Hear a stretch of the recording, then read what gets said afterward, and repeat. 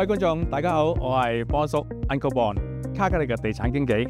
今日咧會帶大家嚟 Downtown West 西端去睇睇有一個25年樓齡嘅老牌大廈 Access。而一定有觀眾問：卡卡利有咁多新嘅 apartment， 點解仲介紹呢間有25年樓齡嘅 apartment 呢？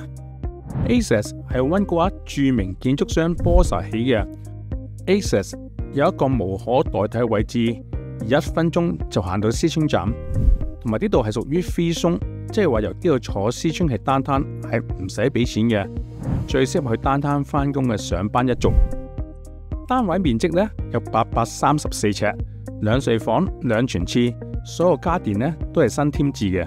露台上面呢仲可以睇到河景。但係除咗有健身室、party room 之外呢，仲有住戶專用嘅私人花園。同埋室內嘅暖氣停車位。